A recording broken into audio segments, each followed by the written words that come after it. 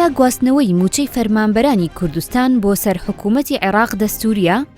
تەوەری ئەم هەفتەی پرۆگرامی ستۆدیۆ 24 دەبێت بە بەشداری بەرهەم عەلی نووسەر، دکتۆر سۆران بەرزنجی، یاساناس و شرۆڤەکار، دکتۆر ئاراس قادر، پسپۆڕی دارایی و ئابووری، شاخەوان عەبدوڵڵا، ئەندامی خولی پێشووی پەرلەمانی عێراق. ئەم کاتەتان باش. چەند ڕۆژێکە گروپێکی بچووک لە پەرلەمانتارانی کوردی پەرلەمانی عێراق لە ڕێی میدیاکانەوە بانگەشەی ئەوە دەکەن کە دەیانەوێت لە هەوڵی ئەوەدان موچەی فەرمانبەرانی هەرێمی کوردستان بگوازنەوە سەر حکوومەتی عێراق و یعنی واتە بە حکوومەتی عێراق ڕاستەوخۆ موچەکان بەبێ فلتەری بڵێن هەرێمی کوردستان موچەکان بنێرێ بۆ فەرمانبەرانی ئەوان ناوێننەوە فەرمانبەرانی حەقیقی یعنی فەرمانبەرانی ڕاستەقینە بە حسابی خۆیان کە حکوومەت ڕاستەخۆ موچەکەیان بداتێ حکوومەتی عێراق. جگەل لە بانگەشەکردن هەوڵیشیان هەیە لەلایەکەوە لە نێو فەرمانبەرانی هەرێمی کوردستان ئیمزاکۆکەنەوە فۆرمیان پێپڕەکەنەوە کە داوا بکەن موچەکەیان لەسەر بە حکوومەتی عێراق بیانی لە حکوومەتی عێراقەوە بدرێ. لەلایەکی کەشەوە لەگەڵ کۆمەڵێک پەرلەمانی عەرەب لە بەغدا ئەو بەتایبەت پەرلەمانتارانی عەرەب لە بەغدا بە تایبەتی ئەو پەرلەمانتارانەی کە شۆڤێنین و زۆر نەیاری هەرێمی کوردستان و مافە دەستووریەکانی خەڵکی کوردستانن. ئەو 170 ئیمزایان بۆ ئەم مەبەستەکۆ کردوتەوە یاداشێکیان داوە بە پەرلەمانی عێراق کە بە زووترین کات و لە نزیکترین دانیشتندا ئەم پرسە تاو تێ بکا و بڕیارێکی لەبارەوە بدات. ئەم هەوڵەی پەرلەمانتارانی کورد لە کاتێکایە کە هەر لەم مانگەیە لەم مانگەدا ڕۆژی 12 ئەم مانگە پەرلەمانی عێراق بڕیارێکی ڕۆژە یاسایەکی تێپەڕان کە زۆر تند بوو دژی کورد هەروەها بەبێ ڕەزامەندی کوردیش بەشداری پەرلەمانتارانی شیعە و بەشێکی زۆریش لە پەرلەمانتارانی سوننە ئەم یاسایە بێگومان پێشێرکردنی مافی دەستووری هەرێمی کوردستانی زۆرتیا بۆ هەروەها پێشێرکردنی مافی کورد وەکو بەشدار و هاوبەشی سەرەکی لە حکومڕانی لە عێراقا. ئەم هەوڵەی پەرلەمانتاران و ئەم ڕووداوانی ئەم ماوەیە کۆمەڵی پرسیاری هێناوەتە ئارا گرنگترینیان ئەوەیە کە بۆچی ئەو پەرلەمانتارە کوردانە لەم کاتەیە و بە چ نیازێک ئەم داوایەکەن لە پەرلەمانی عێراق. لەوەش گرنگتر ئەوەیە ئایا ئەم پەرلەمانتارە کوردانە چ نیازێکیان هەیە ئایا لە بەرژەوەندی خۆیان ئەو ئیشاکەن یاخود لە بەرژەوەندی فەرمانبەرانی هەرێمی کوردستانێکن یاخود بۆ ئەزیندایەکی غەیرە کوردی و غەیرە کوردستانی ئەم کاراکەن. لەوەش گرنگتر ئەوەیە ئایا ئەم داوای ئەوان ئەیکەن لە ڕووی پراکتیکیەوە چەند ڕێی تێدەچێت ئایا هیچ ڕێوشێنێک هەیە بۆ جێبەجێبوونی داوایەکی ئاوها یاخود تەنیا فشاری سیاسیە و مزایدەی سیاسیە بە موچە و ژیانی خەڵکەوە. لەوانە گرنگتر هەمووی ئەوەیە کە ئایا ئەم داوایە لە ڕووی چەند دێتەوە لەگەڵ دەستووری عێراق چەند دێتەوە لەگەڵ یاساکانی سیستەمی فیدرالی عێراق. پرسیاری دواییشمان ئەوەیە حکوومەتێکی عێراق کە ئێستا خۆی تازە بۆ سێ مانگەی ئەم ساڵ قەرزی کردووە حکوومەتێکە 80 ملیار دۆلاری یەدەجی دراوی لە ماوەی چەند ساڵێکی کووردا دابەزاندۆ بۆ 35 ملیار دۆلار ئایا ئەچێتە ژێرباری داوایەکی ئەوە و ئەگەر بودجەی ساڵی 2021 لە عێراق ئێستێمە لە سەروبەندی ئەویان پرۆژەیاسێ بۆ ئامادە بکرێ و پێشکەش بکرێ هەرێمی کوردستان چی بکات بۆ ئەوەی شایستە داراییەکان وەکو ئەوەی کە خۆی ئەیخوازێ جێگیر بێت و چیتر چاوەڕێی شەفاعەتی ئەم پەرلەمانتارە کوردانە نەبین. هەموو لایەکتان بەخێر بن. خۆشحاڵم بە ئامادەبوونتان هیوادارم گفتوگویەکی باش بکەین. دکتۆر سۆران لە جەنابتەوە دەست پێ بکەین ئەو پرسیارە زۆر مشتومڕی لەسەرە ئایا ئەم داوایە دەستووریە بە پێی دەستووری عێراق لەگەڵ یاساکانی سیستەمی فدرالی دەگونجێ؟ هەڵا کاک بەرەم پێشەوەی ڕاستەوخۆ جوای پرسیارەکە بینەوە حەز دەکەم ڕوونکردنەوەی بینەوەی شەوەیە کە ئێمە لەم تەوەراکە مناقەشەی ئەم بابەتاکەین هیچ نکۆڵی لەو مافە جێگیر و لەو مافە یاسایی و ڕەوایی فەرمانبەرانی کوردستان ناکەین لە ئەستۆی حکوومەتی هەرێمی کوردستانە و هیچ لە بارگرانی و ئیلتیزامی ئەخلاقی و قانونی و ئیداری حکوومەتی هەرێمی کوردستان کەم ناکاتەوە لەوەی کە هەر ڕێگایەکە گرێتە بەر بۆ دەستەبەرکردنی مافی ڕەوای فەرمانبەرەکانی خۆی لە ئەستۆایەتی و ئەوە شتێکی نکۆڵی لێ نەکراوە. ئەوەی ئێمە ئەمڕۆ باسەکەین باسکردنە لەو ئەجندایی کە ئێستا لە ئارایە ئەجندایەکە کە تازە نییە شتێک نییە ینی لە 2014 وردە ئەمە کاری لەسەر کراوە بەڵام منەوە جێ هێڵم بۆ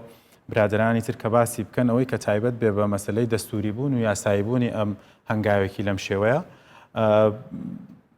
ئەکرێ ئەوە بڵێن کە ئەمە جگە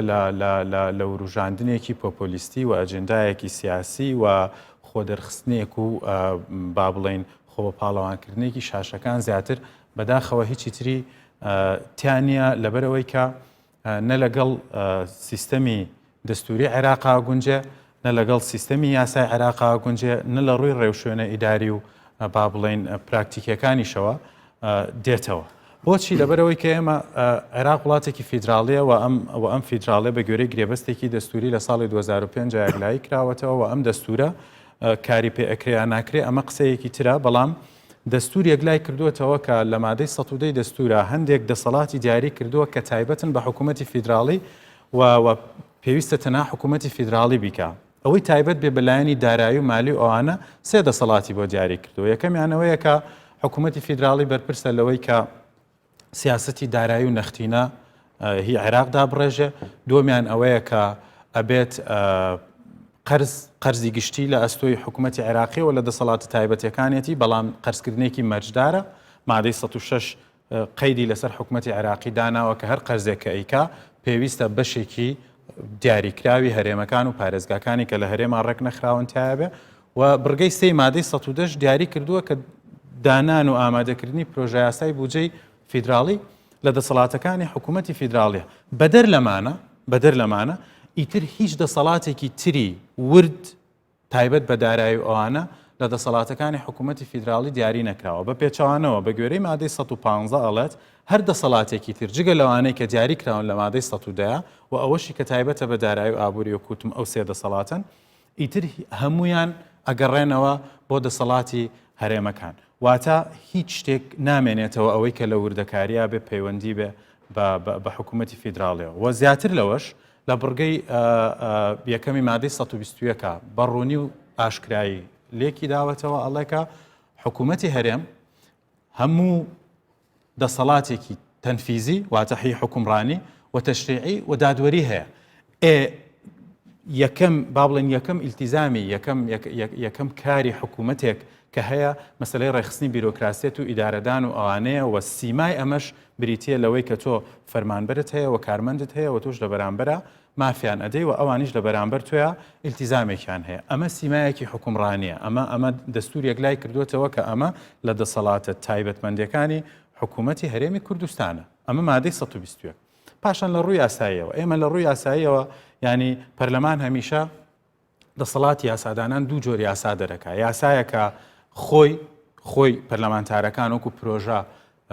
ئامادە ئەەکەن و پەسەندی ئەکاوە ئەبێ بە یاسا و ئیلتیزام دروستەکە و یانیش ئەو پرۆژە یاسانەی کە لە حکوومەتەوە دێن. بەڵام نەریتێکی پەرلەمانیەوە بنەمایەکی یاساییشە کە هەمیشە حکوومەتەکان و پەرلەمانەکان ئەو یاسایانێ ئەو پرۆژانەی کە ڕەهەندێکی داراییان هەبێ پێویستە لە حکوومەتەوە بێت یانیش پێویستە حکوومەت ڕەزامەندی پێشوەختەی لەسەردابێ. ئەگینا هیچ ئیلتیزامێکی قانونی لە ئەستۆی حکوومەتە دروست ناکات. بۆ ئەم هەنگاوش لەبەرەوەی لە پەرلەمانی عێراقەوەیە پێچەوانە یاسایە چکە لە حکوومەتەوە بۆی نەچووە و هەڵوێستی حکوومەتیش ڕوونە لە چەند ڕۆژی ڕابردووە حکوومەت هەڵوێستی خۆی تایبەت بەم پرسە ڕوون کردوێتەوە. ینی لە حاڵەتێکە ئەبێ بە یاسا ئەوەیە ئیلا ئەبێ یا حکوومەتی فیدراڵی بەغا پرۆژەیەک بنێرێ یانیش پێشوەختە ڕەزامەندی پێوەرگرێ. بەڵام یەک خاڵی زۆر گرنگتر ماوەتەوە گریمان بەو شێوەیەش ڕۆشت. گریمان بەو سیناریۆیە بڕوە ئەوە لە بڕگەی دووەمی مادەی بڕگەی دووەمی مادەی 13 ڕوونی کردوێتەوە کە هەر یاسایەک پەرلەمان دەریەکە ئەگەر پێچەوانەی دەستور بێ ئەوە ئەو یاسایە ئۆتۆماتیکی یاسایەکی نادەستوریە. ئەمە ئەیکا بە نادەستوری. بەڵام گریمان دیسانەوە ئەم یاسایە قبول کرا ئەمەیان زۆر گرنگە. حکوومەتی هەرێمی کوردستان و پەرلەمانی کوردستان ئەو هیچ قانونێکی فیدراڵی هیچ قانونێکی حکوومەتی عێراقی کە پەیوەنددار بێ بە هەرێمی کوردستانەوە هیچ سیفەتێکی ئیلزامی نییە و هەرێمی کوردستان تەواو ئازادە لەوەی کە جێبەجێ بکیان جێبەجێ نەکە ئەوەی کە هەیە یاساکانی پێش ساڵ 1990 عێراقی پێویستی بن ئینفاسکردنە نییە لە دوای ساڵ 1990ەوە هەر یاسایەکی عێراقی کە دەرچوو بێ ئەگەر پەرلەمانی کوردستان ئینفازی نەکە لە کوردستانە ئیلزام نییە بەڵام لەوەش زیاتر کاکبەرم بەس هەڵیگرە بۆ بەشێکی تر کاک شاخەوان ئەگەر تێبینێکت هەبێ لەسەر قسەی دکتۆر سۆران ئەوان شتێکی کەیە بەڵام گرنگە جەنابەت ئەزمونێکی باشتر لە پەرلەمانی عێراق هەیە بۆچی لەم کاتەیە ئەم پەرلەمانە ئەم داوایە ئەزوڵێنن پەیوەندی بە چی بە تەوقیتەوە هەیە خۆی کاک بەرهەم هەنگاوەکانی ئەو پەرلەمانتارانە جێی گومانن و جێی پرسیاریشن لە هەمان کاتدا خۆ ئەگەر لە ئەنجامی دڵسۆزیان بواە و هەنگاوێکی یاساییان بنایە هەڵبەت نەک ئەوان پێم وایە هەموو پەرلەمانتارانی کورد دامیان دەکرد و لێرەش دامێکی سیاسیان بەدەستێنە بەڵام ئەوەی کە ئەوان هەنگاویان هێناوە یا بۆ ناوە هەنگاوێکی نادەستوری و قانونیە و زۆر باشیش ئەزانە و هەنگاوە نادەستوریە بەڵام بەردەوامن لەسەری من پێم وایە یاریکردن بە مەشاعری خەڵک بە موچە خۆران هیچی لەوە کەمتر نییە کە تۆ بێ سزایان بدەیت و موچەیان نەدەی ئەوەی کە حکوومەتی هەرێم موچەی نەداون لەبەر هەر زروفێک بێ بەڵام تۆ بە تەعەمود دێ یاری بە مەشاعریانەکەی بابەتێک دەجوڵێنی کە هیچ بنەمایەکی یاسایی و دەستوری نییە و من پێم وایە ئەو پەرلەمانتارانەی کە ئیمزایان کردوەگەر تەماشای قایمەی سەرەوە بکەی هەموو ئەو پەرلەمانتارە شۆڤینیانەیە کە لە دژی خواستەکانی خەڵکی کوردستان کە ئیمزایان کردووە حتمما ئەمە پرۆژەیەکی ئەوانە و بە پەرلەمانتارێکی کوردیان کردوێ ئەم سینناریوانە زۆر ئەزانی وە لە ناویانە بووینە تێدەگەینەوە باشە پەرلەمانتارێک گەشتوێتە مەرحەلەی پەرلەمانتاری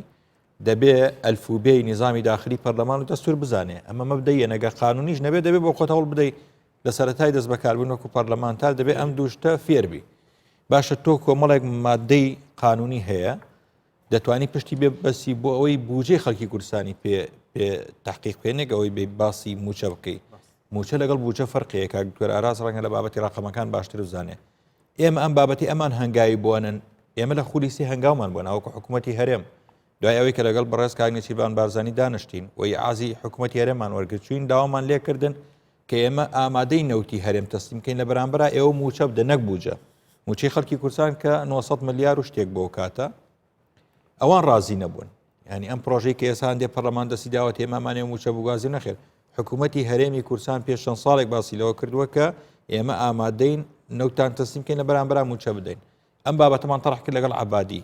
بەشێک لەو پەرلەمانتارانی کە ئێستا ئیمزایان کردووە لێ دانیشتون خۆیان لە قاعی دەستوری دانیشتبوون حیدەر عەبادی وەڵامی ئەمەی داوەتی من موچەی خەڵکی کوردستان نادەم ئەوەی کە ئەیدەین ئێمە 600,000 موچە ئەدەین پێمان گوتنەوەتان قایمە هەیە ئێوە تەرقیقتان کردەوە وفدت ناردوێتە هەرێم گوتی من لە 600,000 زیاتر نادەم کەواتە ئەوەی کە تۆ هەوڵی بۆ ئەدەی ئۆتۆماتیکیان تحقیقکردنەوەی کە ئەوان دەیانێ خۆ ئەگەر ئێمە 600ەکەمان قبول کردایە پێشتریش دەیاندا باشە تۆ گریمان نیوەی موچەی خەڵکی کوردستان دێنێ ئێوە موچەکەی نیوەکەی ترکیەیدا تۆ هەموو داهات تەسلیمە عێراق بکەی ئەو نیوەی موچەت پێ بدە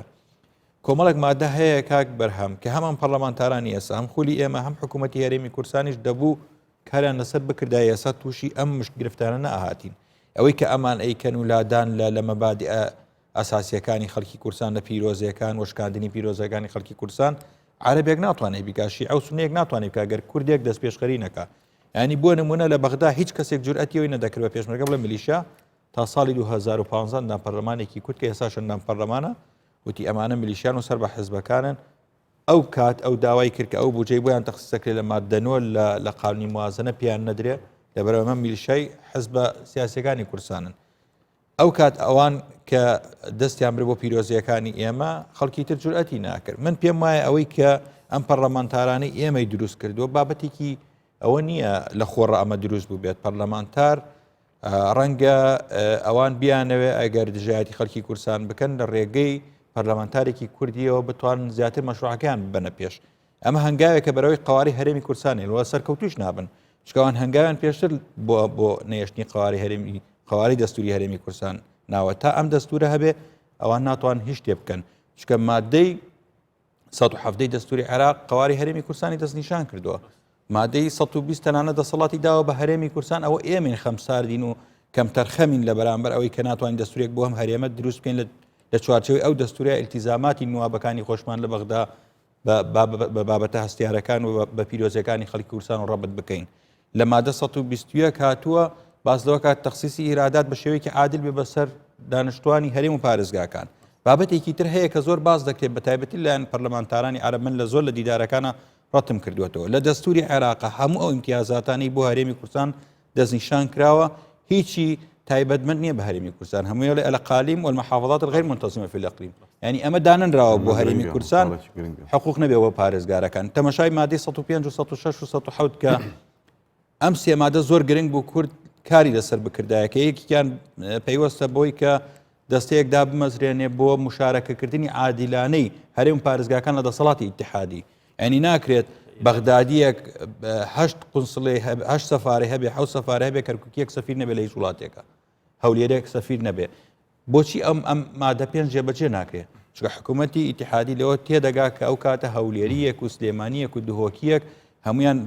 لەسەر مەبدەی مشارەکەی عادیلە داواکەن لە قونسیلەیات لە بەعساتی دیبلۆماسی لە هەمووان بابەتانە نوێنرایەتیانە بێ بۆ مادەی 106 جێبەجێ ناکرێت کە تایبەتە بە تەوزیعکردنی ئیراداتی عادیلی دامەزراندنی دەستەیەک بۆ سەر لە نوێ دابشکردنەوە ئێمە توانین لەم ڕێگایەوە بتوانین مافی خەڵکی کوردستان دابین بکەین کە ڕێگایەکی شەرعی دەستوریە پێداگیریشی لەسەر بکەین دەستخۆش دکتۆر ئاراز تێبینی شتێکت لەسەر ئەو بۆچوونانە هەبێ و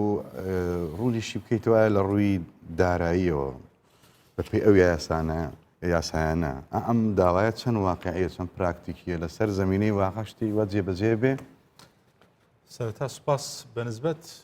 ئەو ڕەهەندەکان و لێکەوتەکانی تکەی کە هۆکاری سیاسی و ئەجندای چ گروپێک یاخود خەڵکانێک و نارەکانی کوردستان و بگرە مەرامی کەسی سێدایەت ئەوە جێگای نقاش نییە ئەو پێم وایە بەش هەرە زۆری خەڵک و ئێمەش لەگەری متفقین کەوایە بەڵام من لە ڕووی دارایی و لەوانەیە هەندێک شتی جیاوازم هەبێتن ئێمە کە بڕیارێکی دارایی دەردەکەین بەعام لە هەر شوێنێک لە هەر مؤسسەیەک بێتن تێچووی غیرە داراییشی حساب دەکەین تێچووە ئابوووریەکەی تێچووە سیاسیەکەی تێچووە کۆمەڵایەتەکەی و ئەو دوای داراییەکەشی ئێماگە ئەو بڕیارە ئەگەر بە مجەڕەدی وەری بگرین من پێم باشە گە حکوومەتی عێراقی ڕازی بێتن ئەوەی کە بۆ خۆی وەک ئیلتیزامە لەسەری لە یاسای بودجەکانی لە 2014 تا 20 ژمارەی فەرمانبەرانی حکوومەتی هەرێمی کوردستانی بە 682,000 و زەبەت ئەو ڕقەمێکە ئەو داینایە 21 کەس داینایە و سپات تەسبیتە و ڕقەمەکە هەیە ئەو ڕقەمە هەیە فەرمانبەرانە چونکە بزانە بۆ دەڵێم فەرمانبەران ئەو باسی مۆزەفین دەکاتن لە سیستەمی مالی عراقی دووشت جیاواز ئەوان کە متقاعدین جیاوازن لەسەر سندوقی خانەنشینی لەسەر ئەوە نییە بەڵام چۆنە با من بێمە سەر ئاخر شت ینی کە دەڵێم ئەگە عراق ئەوە بکاتن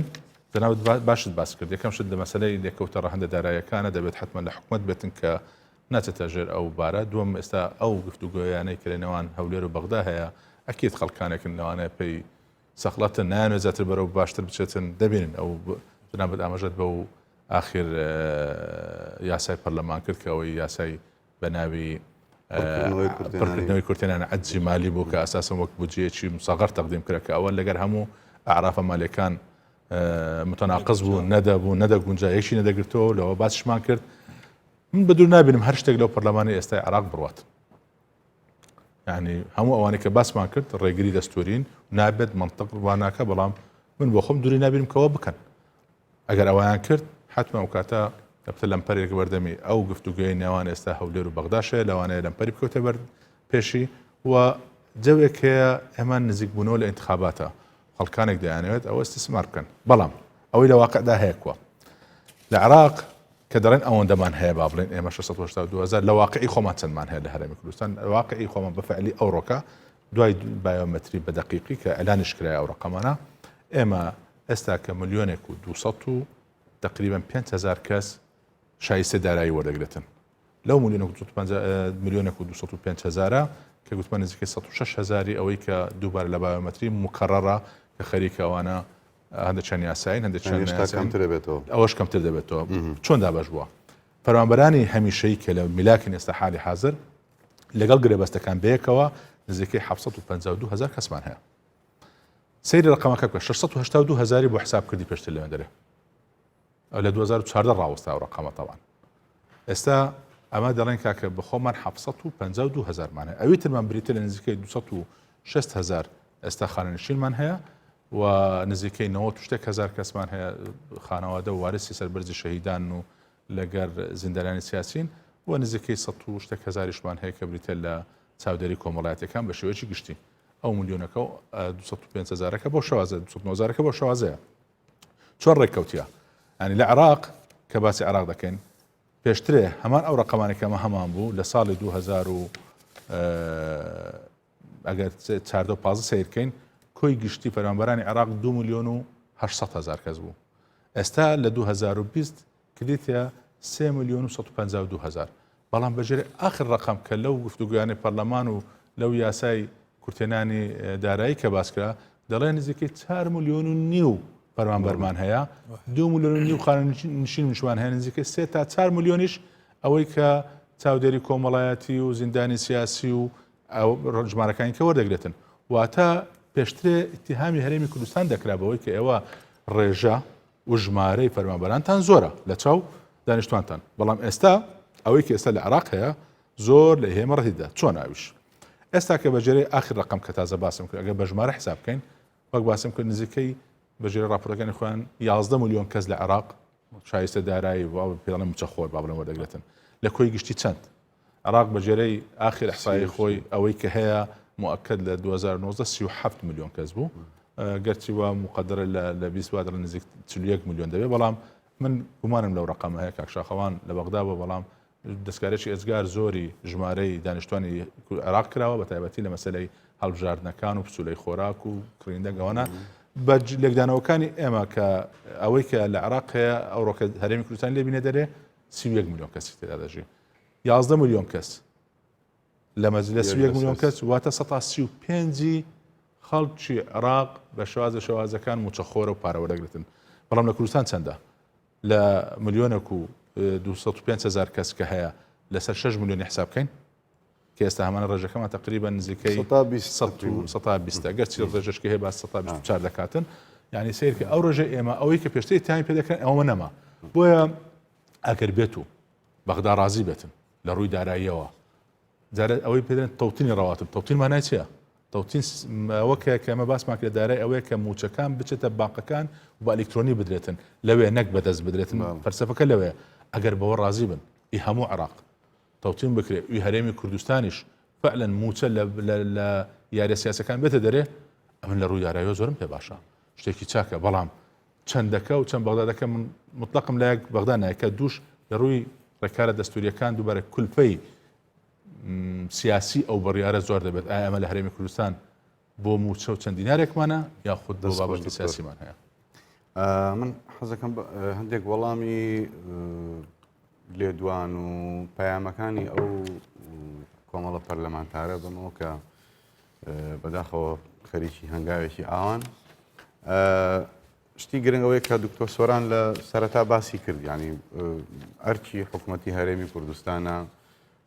مافی موچەش مافی فەرمانبەر و موچەخۆرانە کە ئەرکی حکوومەتی هەرێمی کوردستانە کە ئەبێ موچە دابین بکات و لەوەش گرنگترەوەی ئەگەر ڕۆژێک قەیرانێکی تون تەنگژەیەکی تون هاتە پێش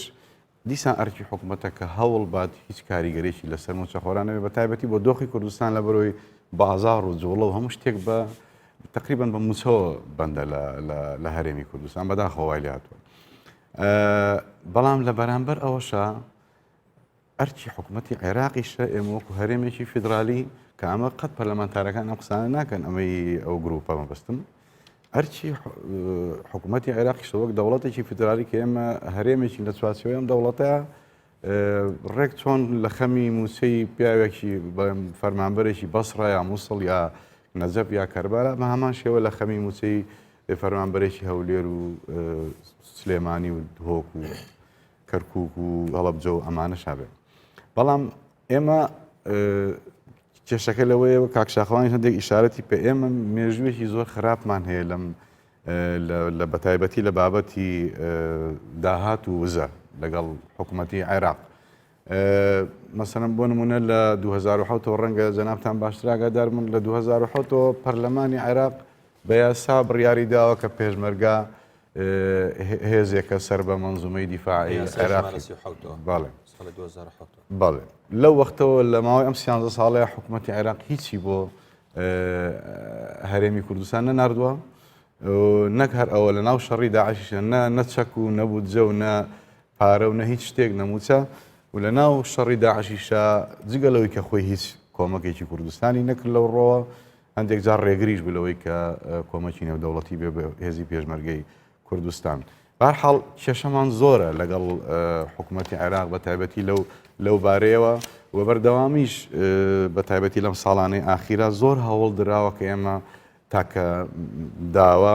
مافە سیاسی و دەستوریەکانی خۆمان هینەتەوەیەکانی خۆمان هەمووی بچوک بێتەوە لە موچەیە. سێ خاڵی زۆر گرنگەمەوێت لەو بارەوە بیڵم وەکو وەڵامێک بۆ ئەو پەرلەمانتارانە کە قەت نایڵێن. مەسەرەن بۆ نمونە ئاخر تازەترین لێدوانی حکوومەتی عێراق کە لەم بارەیەوە دراوە لەبارەی ئەم کێشەی داهات و وزە لە نێوان هەردوو لە نێوان هەرێمی کوردستان و عێراق ئەوەی کە ئەحمەد مەلا تەڵال بوو کە وتەبێژی حکوومەتی عێراقە وتەبێژی ئەنجومەنی وەزیرانە ئەو بەڕوونی و بەڕاشکاوی وتی کە شایستە دارایەکانی هەرێمی کوردستان ئێستا ملیارێک دۆلارە مانگانە بێ بیدەین و ئێمە لەوەی 750 میلیۆنە بڕین بەرامبەر بە ناردنی هەناردەکردنی 250,000 بەرمیلی ڕۆژانە نەوتی کوردستان هەروەها داهاتی نانەوتی و داهاتی دەواازە سنووریەکان و لەگەڵ خەرجی سیادی وتی ئێمە تەنیا 250 میلیۆن نێرین ئەمە پێم وایە ڕوونکردنەوەیکی دروست بوو ینی زۆر لەو بانگەشانەی بە درۆ خستۆکە حکوومەتی هەرێم نایەتە ژێرباری ڕێکەوتن یاخود لە خەمی موچە خۆرانانی ئەوە ئەم شتانە لا خاڵێکی تر هەیە کە لە 2004 گرنگ ئەمەش بیر هەموو کەس بێتەوە لە 2003 و 4 کە عێراقی تازە بە حساب دروست بووە ئیتر با بڵێن یەک لە سەریەک ئەم کابینانی حکوومەتی عێراقی دروست بوون خۆ حکوومەتی هەرێم بە بەردەوامی موچەی داوە تەنیا لەو مانگانەیە نەیتوانیمە موچە بدات یاخود شتێکی لێ پاشەکەوت کات یاخود ڕێژەیەکی لێ ببڕێ ئەو مانگانە بۆ کە حکوومەتی عێراق پارەی کوردستانی بڕیوە زاد لە شوباتی 2004 دەست پێکرد پاشەوە بڕیارە تاکڕەوانەی ئیتر لێەوە ئەم کێشەی مریکەواتە ئەوەی کە موچە و بودجەی هەرێمی کوردستانی بڕ ئەوەی موسەی موچە خۆرانی هەرێمی کوردستانی بڕە حکوومەتی عێراق نەک حکوومەتی هەرێم خۆگەر ئەم کێشانە نەبووە کە ئێمە باسیەکەین و لە وەختی شەڕی داعش و بڕینی بودجە و موچە ئەوانە بۆ پارە هەر بەردەوامی هات و موچە لە کاتی خۆی بە بڕی خۆی ئەدرا. هەر لە سەقسەکەی ئەحمەد مەلا تەڵال ئێماگە لە 2014 حسابکەین تا 2020 بە معدەلی عامی ئەگە ساڵانە 12 میلیارد دلار بودجەمان بێت دەکە 84 میلیارد استحقاقمان بۆ جگە لە مەسائلی پێشمەرگە لەو 84 میلیارد بەگشتی ئێمە چەندمان پارە وەرگرت لە هەرێمی کوردستان لە ساڵی 2014 تا 18 تەنها 4 میلیاردمان وەرگرت بوو و لە 2019 و 20 کەمتر تقریبا توانن برێن 8 میلیارد شتێک وەرگرا کۆی گشتی 12.4 میلیارد وەرگرا واتە 72 میلیارد دلار لە پشتی هەرێمی کوردستان لە موازنە ئەتیادەکاندا لە 2004 تا ئێستا کە لای بەغدایە باوەی کە دیارە لەو 72 میلیارد ئەمە چەندمان نەفت فرۆشتیە نەوتەکەی خۆمان دیارە کە نزیکەی 28 میلیاردمان فرۆشتیە بەگشتی بە ڕقەمەکانەوەی کە بەغداش بخبێ لەسەری ئەوەیە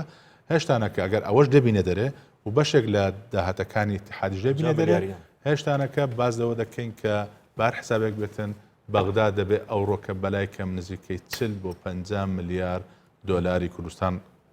خەڵکی کوردستان لای بەغدایە بۆیش کوردستان 28 میلیارد قەردارە لەگەڵ ئەوی دیکەش کە من ئەم قەرزاریم بۆ باس کردەوە بۆی کە ڕۆژێک لە ڕۆژان ئەم پەرلەمانتارە کوردانە ئەوانەی ئەو گروپەوە بەستم ئەوانە ڕۆژێک لە ڕۆژان لە هیچ یادداشتێک داواکاریەکیان لە حکوومەتی عێراق نەکرد بڵێن ئەرێکا کە ئەم هەموو میلیارد دۆلاری کوردستان بۆ نادرێتەوە ڕۆژێک لە ڕۆژان داوای مافێکی پێشمەرگیان نەکرد بەڵام ئێستا وا خۆیان پیشانێن کە لە خەمی موچەخۆرانی هەرێمی کوردستان کە ئەنەما ئەو 50 میلیارە هیچ مافی خەڵک نەبێ هیچی خەڵکی کوردستانی تیان نەبێت. دکتۆر وڵای کاک بەرە من ئەمە کۆمنتێک لەسەر و قسانێک کە کاکتۆر ئاراس فەرمووی ئەوەی کەوتی سەر ڕای نادەستوری بوون و ناقانونی بوونەوەوانە پێشبینیەکە کە پەرلەمانی عێراق بوون مونە قانونێکی وا دەربکە ئەمە لە ڕووی واقعەوە زۆر دروستە لە ڕووی واقعەوە بە خوێندنەوەیەکی پراگماتێکی بۆ وەزعی ئێستەی سیاسی لە عێراقا ئەمە پێشبینی کراوە بۆ چونکە ئەوەی لە ئێستا لە عێراقا ئەگوزەرێ ئەوەیە کە کەمتر گرنگی دانە بابەتە دەستوریەکان و بابەتە یاسایەکان و پێ حساب بۆکردن بۆیان ئەوەی کە هەیە ئێستا زیاتر سیاسەتی ئەمری واقع لە عێراقا جێبەجێکرێ یان ئێمە لە چەند مانگی ڕابردووە بینیمان بەدەر لە کوردستان دوو حاڵەتی زۆر سیر هەبوو کە خەرخکردنی دەستور خۆی بوو یەکەمیان لە دیاریکردنی پرسی سەرۆک وەزیرانە ئێمە بینیمان دوای لە دەست لە کارکێشانەوەی عادل عەبدولمەهدی چەندین جار ئەو دێدلاین و ئەو کات بەندێ دەستوریانەی کە دەستور دیاری کردووە پێشێل کراوە کەسیش لەسەری بە جواب نەهات و حاڵەتی دووەمیش مەسلەی دیاریکردنی کاتی هەڵبژاردننی پێشوەختەیە لە عێراقا کە لە دەستورە ئەگەرچی بە خۆمۆزی باسکراوە بەڵام سینناریۆیەک هەیە لە دەستورە تاکە سینناریۆ و تاکە ڕێوشوێنە بۆ دیاریکردنی ڕۆژی هەڵبژاردننی پێشوەختە لە عێراقا بەڵام ئەمە بینیمان مەسەلەن سەرۆک وەزیران بە پشتبەستن بە پرۆژە یاسایە کە هێشتا ئەو کاتە پەرلەمان قبوڵی نەکردبوو ئەوتی نەخێر دەسەڵاتی منەوە دیاریشی کردووە چووە سەریش و بە هەمان شێوە ئەمەی کە لە چەند ڕۆژی ڕابردووە مەسلەی دەرچواندنی یاسای پڕکردنەوەی کورتهێنانی دارایی ئەوەش یاسایە کە تەواو پێچەوانەی هەموو بنەما یاسایی و دەستوریەکانن و دەریش شوێنرا بۆیە ئەمەش سەرباری ئەوەی کە ناگونجێ لەگەڵ دەستورەوە بنەمای دەستوری یاسایی نییە پێشبینی کراوە ئەگەر درێژە پێدان بێ بەو ڕەوتەی کە ئێستا هەیە هۆکارەکەی چییە؟ هۆکارەکەی ئەوەیە ئێمە ئێستا لە عێراقا لە بەردەم دیکتاتۆریەتێکی ڕەهای پەرلەمانیاین کە بەڕاستی ئەزمونونەکان پێمانەڵەن خراپترین جۆری دیکتاتۆریەتی پەرلەمانیە بۆ خۆی کاتی خۆی کە پەرلەمان هێنراوە و ئەم سیستەمە پەرلەمانەی کە ئێستای تر دنیای لەسەر بەڕێواچێ بۆ کە دیکتاتۆریەت لە دەسەڵاتان نەمێنێ جا ئەم دیکتاتۆریەتە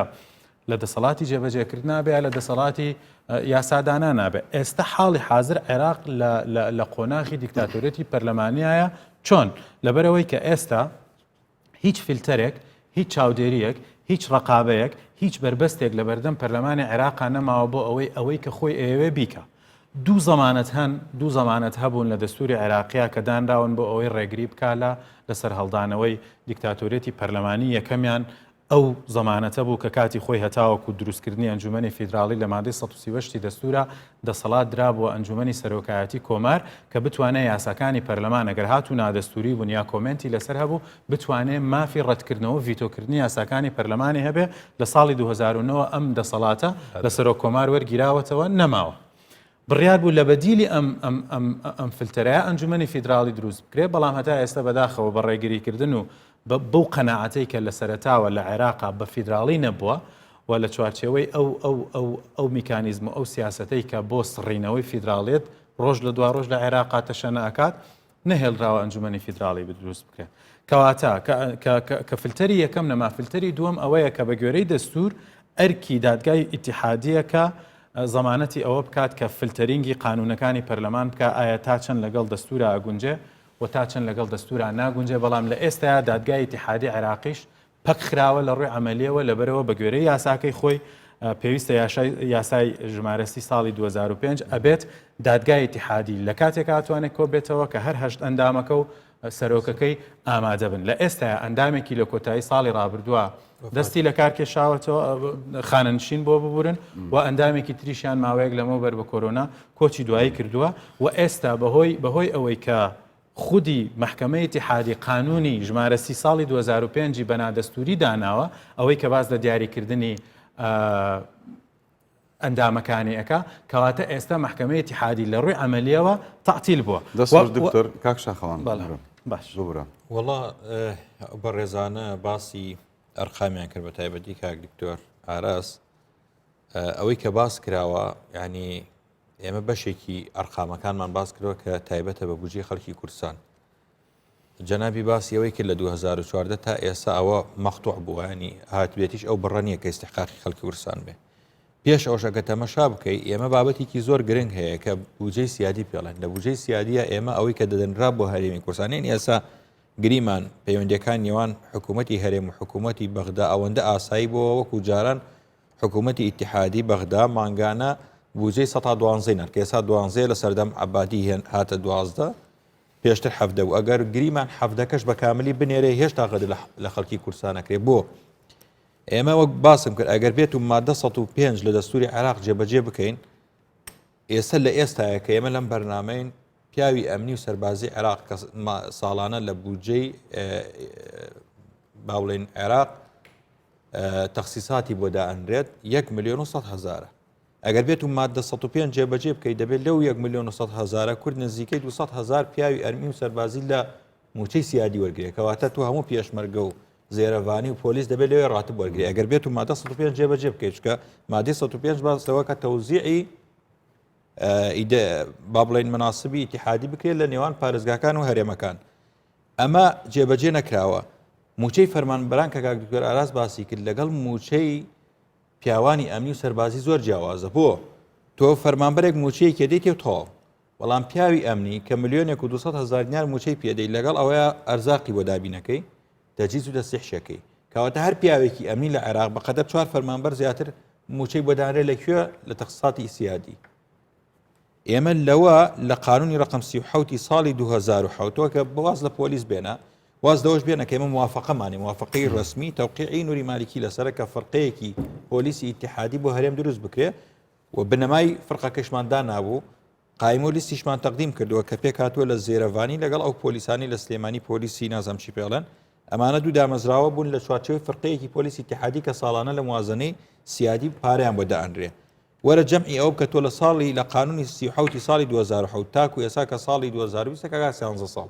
13 ساڵە استحقاقاتی بەس پێشمەرگە باز دەوانی تر ناکەین استحقاقاتی پێشمەرگە لە ڕەواتب و تەجیز و تەستیح بەپی قانی موازنە کە لە زمەیەتی ینی ئێمە دامان ناوە تەوقیعمان کردەوە دەنگی لەسەر دراوە کاڵێ پێشمەرگە استحقاقاتی لە زمنی هێزوشکانەکانی عێراقا هەرچەند ئێمە هەوڵێکماندا من یەکەماندان پەرلەمان بووم کە موافقەی لیژنەی ئاسایش و بەرگریمان هێنا بردمانە لیژنەی پەرلەمان دوای لە پەرلەمان دەنگینێنا یەکەم جار بوو کە هەوڵماندا بودجەی پێشمەرگە جیا بکەینەوە بەڵام جیا نەکراوە کە جیاش نەکراوە تەخصیصاتەکەی بۆ دانراوە کەواتە کۆی ئەو تەخصیصاتە مالیە کە دانراوە بۆ وەزارەتی بەرگری پێشمەرگەی لێ دەرکە و تەخصیصاتە کەمە بێتەوە ئەو لێوەڵێ کاتێ نەتوانم تەخصیصات دەمە پێشمەرگە لە کاتێ موازنەی وەزارەتی دیفاع دێتە لیژنەی مالی ئەڵێ کاتێ من نەتوانم مختصاتی پێشمەرگە بدەم یا ڕەواتبی پێشمەرگە بدەم دەبێت ڕقەمەکەی من مەسن لە 6 تریلیۆن بکەیتە 7 تریلیۆن بۆیە پارەکە هەیە ینی سەپارەی پێشمەرگە لە ساڵی 2007 لە زمەی ئەوانە بێمە نەدراوە ئەمە بابەتێکە کە دەبێت حکوومەتی هەرێم لە خەرجی تری گرتوتەوە ینی ئەو ڕاتبی پێشمەرگە هی ئەوە نییە کە پێشمەرگە حکوومەتی هەرێم لە مۆزەفی لە فەرمانبەران بڕێ بیدا بەوان بابەتێکی تر هەیە کە ئەمەی ئەم پەرلەمانتارە بەڕێزانە ئیکەن دکتۆر باسی کرد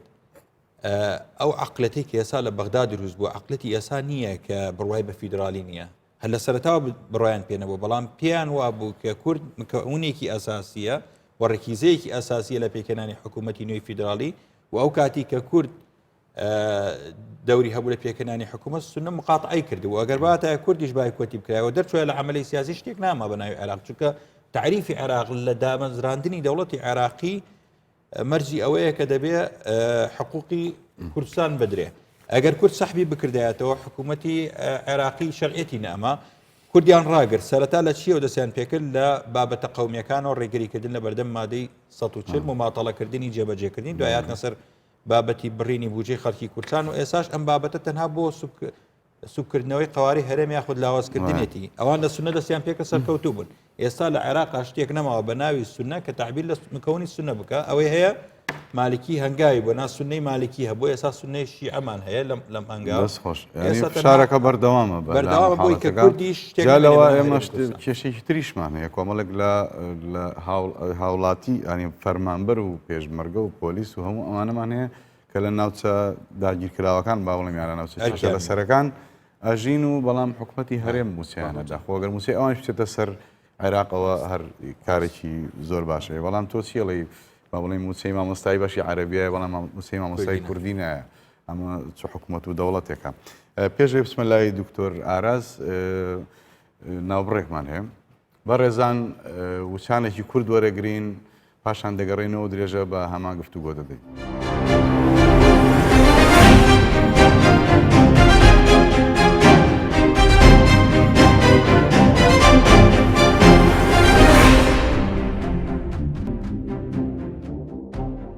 دووبارە سڵاو دەگەڕێنەوە بۆ درێژەدان بە گفتوگۆ لەبارەی ئەو یادداشتە یاخود ئەو هەوڵەی کە گروپێکی بچووک لە پەرلەمانتارانی کوردی پەرلەمانی عێراق دەیدەن بۆ ئەوەی کە گوایە بە قسەی خۆیان موچەی فەرمانبەرانی ڕاستەقینەی هەرێمی کوردستان بگوازنەوە سەر حکوومەتی عێراق. دکتۆر تێبینی و ڕقەمی زۆرە نووسیوە. وەڵاهی ئەگەر ئێمە بێت و لەگەڵ بەغدا گفتوگۆیەک و یان نیگۆشیشنێکی دروستی داراییانە بکەین هەموو کات لە ساڵحی هەرێمی کوردستانە کێشە ئێمە چیە کاک شاخەوان و کاک باسییان کرد لە عێراق پەنابردن بۆ مادە دەستوریەکان و منطق و عەقڵ و یاسا نەمایە بۆتە ئەوەی وەک دەڵێ سەپاندنی ئەمری واقعێکی نادەستوریە بە شێوازێک دیموکراسی تەوافقی ئەویش هەر هیچ ئەمە بۆیە ئەوەی کە هەموو جارێ تاکید لەسەرەوە دەکەینەوە جەنابی سەرۆک بارزانیش و هەموو قیادەی سیاسی کورد و ئێمەش ئەکادیمیەکان تاکید لەسەر شتێک دەکەین عێراقی نوێ لە دوای 2003 بەتابەت دوای 2005 و دەنگدان لەسەر دەستور لەسەر سێ کۆڵەگەی سەرەکی دروست بووە کە دەبێت ئەوە ڕەنگ بداتۆ لە هەموو شتەکاندا کە سازان تەوافقە دووەمیان شەراکەتی ڕاستەقینەیە سێمیان هاوسەنجێ لە دابەشکردنی ئەرک و دەسەڵاتەکان کە کاک شاخەوان دوکتۆر باسن لە زۆربەی هەر زۆری ئەو شتانەی کە باس دەکەین ئەو بنەمایە سەرچانە بەڕەچاو ناکرێتن بۆیە من چاوەڕێی شت دەکەم باسی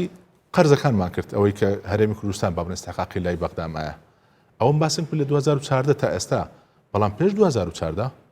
ئەگە هەندێک ئەو کاتر زیاتر لە 40 ملیار دۆلاری خەڵکی هەرێم پارەی خەڵکی هەرێمی کوردستان لای بەغدا بوو کە نەیدەنارد کە ڕێژەکە ستا حەفدەش بوو جگە لەوەی بڕگە سیادەکان زۆر باس کرا سیادەکان وازەح لە تەسمیەکەی کە بوو هەموو عێراقا بەڵام لە ساڵی 2009 بۆ معلومات جەنابتان تەنها 31 بەرگە بوو ساڵی 2020 بووە 143 بەرگە 111 بەرگەی بۆ زیاد کرایە 113 بەرگەی بۆ زیاد کرایە چی بۆ زیاد کرایە بە مەساڕفی حەشدی شعبی و بە مەساڕی نەفەقاتی وەقفی سنی و وەقفی شیعی و هەندێک بابەتدان دراکە سەیری دەکەی ئەستان ڕەبتی بە نەفەقاتی سێن بۆیە ئەگەر ئەمە بە وردی حساب بکەین کە هەرێمی کوردستان چەند پارەی لای بەغدایە خۆی زیاتر لە 70 تا 80 ملیار دلار دەبینتەوە ئەوە لەلایەک دوو ئێمە چەندمان وەگرتێ بە فعلی لە بەغدا ئەو قسە زۆر دەکرێت دەمێت ئەو تەوزیح بە خەڵک بدەم ئێمە لە هەرێمی کوردستان بە جێرەی ئەوانەی یاسایەکانی بوجە سیرکەین لە 2005 تا دەگاتە 2020 کۆی گشتی ئەوەی وەرمانگرتێ کە پارە لە بەغدا هاتیە لە نێوان 6 بۆ 65 ملیار دلار تقریبا ئەوی تر هەموو ساڵێ زیاتر لە ملیارێک تا ملیار و نیوێک دلار لە حسەی هەرێمی کوردستان بڕدایە چونکە پارەکە مانگەنە دەهات لە مقابلی ئێراداتی اتحادی ئەو کاتە بە حساب داهاتەکانی سنوورەکان و هەندێک اتحادیان دەبڕی بۆیان نەدەناردین ئەگە حسابی 65 ملیار دلار بکەین لە مەجموعی تریلیۆنێک و 200 ملیار لە کۆی نەفەقاتی عێراقی بە جێرەی ئەو چەند ساڵی ڕابردوو دەکات 105.8 واتە بە فعلی ئێمە 105.8 وەگرتیە نەک 112.67 کەشەوە نەگرتیە نەک ئەوە لەلایەک لەلایەتر هەموو ئەو هەوڵانەی ئێستا کە دەکەن بریتەرە لابردنی سەرنجی کوردستان و ئێمە لەسەر بابەتە سەرچەکان گواسمان کرد کێشەکانی نێوان هەولێر و بەغدا خاکەوە ئەو سیاست و پابەندەبوونە بە دەستورە و داهاتووی ئەو وڵاتەیە و ئەو بنەمایانەی باسمان کرد هەموو ئەوانە لە ڕوانگەی منڕا ئەوەیە بۆ لابردنی سەرنجمە لەسەر ئەوشتانە بەڵام ئێستا چەکەین ئێستا ئێمە بەبێن لە ڕوو دارایی تاکید دەکەمەوە سەرباری ئەوەی کە ئێستا باشترین دلیل بۆ قسەکانی ئێمە وەزیری پلاندانانی عێراقی چەند ڕۆژێک پێش ئێستا بۆ خۆی کە لەیان پرسی ژمارە کارمەدانە چەندە وتی نازانم وەزیری شتەکان لە یاردی ئەو موازنە حەزر دەکەنەوە بجە هەروتی بە دەقیقی نازانین لەبەرەوەی لێمان دیار نێت چییە وەزارەتەکە یای هەموو حکومەت باز دەکەن با هەندێک بۆ بەس زیادەکان چەند زیاد بە باڵێن بەس لە تەخصیصاتی مالی تەخصیصاتی مالی بۆ ئەوەی پێ دەڵێن تعویزاتی موظفین ئەمە با بڵێن ڕێیان ڕاواتبی خۆمان ئەتیادی لە عێراقدا لە ساڵی 2014 کۆی گشتی لە مانجێکدا گیان تقریبان بۆ نزیکەی 3.5 تریلیۆن دینار واتە 2.8 ملیار دلار لە مانجێکدا بەڵام لە 2020 ئێستا گەیاندرێتە چەند مانگانە 6 تریلیۆن دینار نزیکەی 5 ملیار دلار مانگانە دەدرێت بە موچە سەیری ئەو ڕقەمە بکەن ئەو هەمولادان لە چی هات ئێمە لە خەڵکی هەرێمی کوردستان چەند زەرمەند بووینە جەنابەت کاک شاخەوان باس کرد جەنابش باست کرد هۆکارە سەرچیەکانی کە وای لێکرا حکوومەتی هەرێمی کوردستان دواکەوت لە بدانی موچە سیستەمی پاشەکەوتی ناچاری جێبەجێ کرد تەخیر بوو قەرزی وەگرت هۆکارەکە چ بوو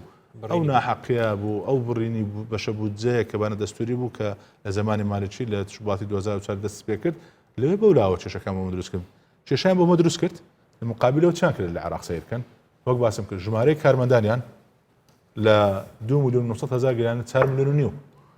پارەی تەخسیس کراو لە 3 ملیۆن و تریلیۆن لە مانجێکدا کردیانە 6 تریلیۆن هەموو لەسەر حسابی چێ یەک لە بەرگە ڕئیسیەکان کە بەرگە سیادەکان باسی قەرزەکان دەکرا بۆ سەدی عەجز یاخود کورتێنان لە بودجەی عێراقیان دەکرد بەنان دەبێت بۆ قەرز ئەو قەرزانانی لە کۆمەڵێک بانک و دەستگای نێودەوڵەتیەوە وەردەگرت وەک نەفەقاتی سیادی دایاندەنا خۆی ئەساسی نەفقاتی سیادی کە دەندرێک لە مەرجەکانی چییە کە بۆ هەموو وڵات بێتن بەڵام ڕێژەی هەرێمی کوردستان لە کۆی ئەو قەرزانێک کە چەند ساڵی ڕابردوو عراق لە 2014 بەسەر وەرگرتیە لە 100 نەدایە ئەویش بۆ چەند پرۆژەیەکی محەدەد تا ئێستاش بەتەواوی 100.5 بەگشتی لە 2014 بەڵێ دانەوەی قەرزەکان فائیدەکەی کێشەکانی هەمووی لە نەفقاتی سیادی استقرار دەکرێت بۆی ئەمە دەبێت ئێستا بۆ 2021 کە دێن باسی بودجە دەکەین بزانین لەوێ چ دەکەین گرنگە من لە سەرەتای بەرنامەکە ئەو پرسیارە ڕۆژان کە نیاز و نیەتی ئەم پەرلەمانتارانە چییە ئەمانە کوردەکان مەبەستم بەوەی لە جوڵاندنی داوایەکی ئاوها لەم کاتەیە بەڕاستی خۆم وەکو هاوڵاتێکی کوردستان تەمەنامە بەرخۆزگەشت مەخواست کە فعلەن ئەوانە لە بەرژەوەندی موچەخۆران و فەرمانبەرانی هەرێمی کوردستانە ئەویان کردایەوە لە خەمخۆری و لە دڵسۆزی خۆیان بۆ خەڵکی هەرێمی کوردستان ئەویان جوڵانایە بەڵام ئینسان کە سەیری پەیام و لێدوان و قسەکان و حتا پرس کۆنفرانسەکانی ڕابردووی ئەم گروپە پەرلەمانتاراکە ئەکەوێتە گومانەوە بەدڵنیایی و ئێستا تۆ بەڕای من خۆم ئەوی کە خۆم لێکی ئێمە دوو لایەنە لایەنێکیان ئەوەی کاک شاخەوان و دکتۆر ئارەز باسییان کرد کاک دکتۆر سۆرانیش باسی کرد بابەتی ئەوەی کە ئێمە بەرەوە هەڵبژاردنە ڕێین هۆشتا دیار نییە ئایام هەڵبژاردنە پێشوەختەیە لە کاتی دیاریکراوە ئەکرێیان ناکرێت بەڵام ئەم گروپە زانیاری هەیە کە هەندێکیان بەتەمان لەسەر هەندێکیان بەڕاستی بەختی ئەویان نیە لەسەر حیزبەکانی خۆشیان دیسان خۆیان هەڵبژێرنەوە بۆیە زۆرتر گرە و لەسەر ئەواکەن لەسەر لیستی عەرەبی خۆیان کاندید بکەن و بەدڵنیایی ئەبێ ئەو فەرمانبەرە بە ڕێزان و خۆشەویستانی کە ئەو فۆرمە پڕەکەنەوە یاخود ئیمزاکەن بۆ ئەو پەرلەمانتارانە بەدڵنیاییەوە ئەم ئیمزایە کۆکردنەوەی دەنگە بۆ ئەم پەرلەمانتارانە و فرۆخۆفرۆشتنیانە بە لیستە عەرەبیەکان ئەوانە چنە لای لیستە عەرەبیەکان ئەڵێن ئێمە مەسەڵەن بۆ نمونە ئەوەندە هەزار ناومان کۆ کردوتەوە ئەمانە تا 6 مانگی تر سەرقاڵەکرێن بەوەی کە ئێمە لە هەوڵای موچەکانتان بۆ تەرتیب بکەین لە عێراقەوە ئەمە بەدڵنیاییەوە ئیشێکی زۆر ناشرینەکە هەم مزایەدە هەمیشی ئەوەی کە تۆ با بڵین قوت و ژیان و موچەی خەڵک بکەیتە شمەکی و کاڵایەکی هەرزان و هەرزان فرۆشی بکەی لای لیستێکی عەرەبی ئەمە وەکو بەرژەوەندی تایبەتی خۆیان لایانی تری ئەوەی کە ئەو ئەجندایی کە هەمومان متفقین لەسەرەوەی کە ئەجندایەک لە دژی هەرێمی کوردستان و قواری هەرێمی کوردستان بۆ بەهێزکردنی بۆ بچووکردنەوەی قواری هەرێمی کوردستان و بۆ بچووکردنەوەی خواستی کوردستانیان لەسەر بەتەنیا لەسەر 250 ملیۆن یا لەسەر موچە ئەم ئەجندایە بەرقەرار و ئیشی خۆیەکا و بە تایبەتی لە 2014ەوە ڕەنگە کاک شاخەوان لەوان لە من باشتر شارەزاتر بێ هەر بۆ خۆی دروستبوونی داعش هەر شێوازی دروستبوونی داعش بۆ خۆی دیار بکەم ئەجندایەکە ینی با بڵێن موئامەرەیەکە زۆرێکە لە درێژدان ئۆزیدای بۆ لاوازکردنی کوردستان هێرشکردنی بۆ سەر کوردستان ڕادەستکردنی مووسڵ لەلایەن حکوومەتی ئەو وەختی عێراقەوە بەو هەموو چەک و تفاقە گەورە و پێشکەوتوانەوە کە درایە دەست داعش ئەمیش هەر درێژدان و بۆ ئەجندای دیسان ڕێک لە سەرەتای شەڕی داعش و هجومی داعش بودجە بڕا موچە بڕا لەلایەن بەغداوە و ماوە چەند ساڵێک هیچ نەدرا بە کوردستان ئەمیش دیسان هەر هەمان ئەجندا بوو و ئەوەی لە ناو میدیای ناوخۆیی و ئەو وەختی کە پێشمەرگە بە درێژایی 1100 کیلۆمەتر لە شەڕا و ڕۆژانە شەهیدمان بۆ هاتەوە ئەو وەختە هەر هەندێک لەم پەرلەمانتارانە بوون کە هانی خەڵکیانیان و خۆپیشاندان بکەن لە کاتێک ئێمە 2 ملیۆنی و ئاوارەمان بۆ هاتبوو بودجەمان لێ بڕابوو شەڕی داعشیش بوو لەم کاتەیە ئەوانیان و خۆپیشاندان بکەن ئەچونە ناو قوتابخانەکە مامۆستایان ئیهاناکریان وەرە دەرەوە لە قوتابخانە دەرس بە مناڵی پێشمەرگە مەڵێ بە پێشمەرگیان ئەو میلیشیا لەو کاتەیە تەنانەت سوکایەتیان بە کە سوکاری شەهیدانی ژەکردیان و کوڕەکانتان لە پێناو هیچ خۆیان بە شەهیدکردن بە کوشتاوە بەداخەوە ئەمانە هەموو ئەم ئەجندایانە بەرقەرار بوو هەتا پێش ڕیفراندۆمیش کە ئەو 55 مادە دەستوریە کە پێشێل کرا هەمووی لە دژی کورد بوو لە پەرلەمانی عێراق زۆر یاسا تێپەڕێنرا هەموو ئەمانە بە بەردەوامی ڕیفراندۆمی بەسەرها و ئاسمانیان لێگرتنی سنووریان لێگرتین خیانەتی 16 ئۆکتۆبەر کرا هەموو ئەمانە لاوازکردن هەتا ئێستا ئاگاتێک ئەوەی کە گروپێکی وەکو پەکەکات چێ بۆری نەوت لە هەموو ئەو بەرژەوەندیانەی تورکیا لە هەموو جیهان دێت بۆری نەوتی کوردستان تورکیا تەقێنێتەوە وەشێ بە شۆڕش پێمان فرۆشێ و خۆشی ڕایەگەیەنێ هەموو ئەمانە لە درێژەی ئەوان بە دڵنیاییەوە ئەم هەوڵەی پەرلەمانتارانی کوردیش کە ئێستا ئەیدەن هەر بۆ ئەوەی و ئامانجەکە لە غێری ئەوە شتێکی کەنیە و جگە لە بەرژەوەندەکەی خۆیان دکتۆر وڵای کاکوێرە من ئەمێ باس لەوە بکەم کە مشکلە سەرەکیەکە لە کوێیە ئێستا ئێمە وێڕای ئەوەی کە من باسم کرد ئێمە ئێستا دیکتاتۆرێتی پەرلەمانیمان هەیە بەڵام ئەم دیکتاتۆرێتە پەرلەمانێتە ڕەنگی داوەتەوە بەوەی کە ئێستا دووبەرەی دروست بووە لە نێوان حکوومەتە و لە نێوان پەرلەمانە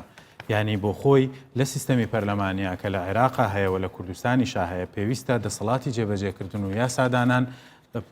بۆ ئەو کۆڵەت پەیوەندیەکی تەواوکاری پەیوەندیەکی نرمیان لە بینە هەبێ بەڵامەوەی ئێستا لە عێراقا ئەگوزارێ ئەوەیە کە بەداخەوە ئێستا حکوومەت لە شوێنێکەوە پەرلەمان لە شوێنێکی ترا ئێمە سەرۆکوەزیرانێکی بێکوتلەمان هەیە هەر ئێستا ئەبینی بە زمانی هەڕەشە لە مخاتەبەی حکوومەتەکرێ لەوەی کە ئەگەر ئەمە بکەی ئەمێنی ئەگەر ئەمە نەکەی تۆ متمانەت لێ وەرەگرینەوە چکە خاوەنی کوتلەیەکی پەرلەمانی نییە لەبەرەوە ئەمە جۆرێکە لە مەترسی و ئێمە بینیمان ئەمە چەند فاکتەرێکی هەیە فاکتەرێکیان وەکو ئەوەی پەیوەندی بە عێراقەوە هەبێ ئەوەیە کە سیاسەتەکانی مستەفا کاظمیە کە جیاوازتر لەوانەی پێشخۆی بیرەکاتەوە ئەو هەوڵی داوە کە ڕووگەی عێراق لە ڕوویەکی مەسهەبی بەرەو ئێرانەوە بگۆڕێ بەرەو ڕوویەکی ڕۆژاوایی و وڵاتانی کەندا و بەرەو دنیا عەرەبیەکەی بهێنێتەوە کە ئەمە وای کردووە کە بەشێکی زۆری کوتلە شیعەکان و ئەوانە لە دژی بوەستنەوە و ئەو هەڵوێستانە و ئەو ڕەفتارانەشی کە دەرحەق بە میلیشیاکان کردوویەتی جارێکی تر دیسانەوە وای کردووە کە ئەو کەسێکی بێزراو بێ لە دیدی سیاسە مەزهەبیەکانەوە و ئەم با بڵێن ئەم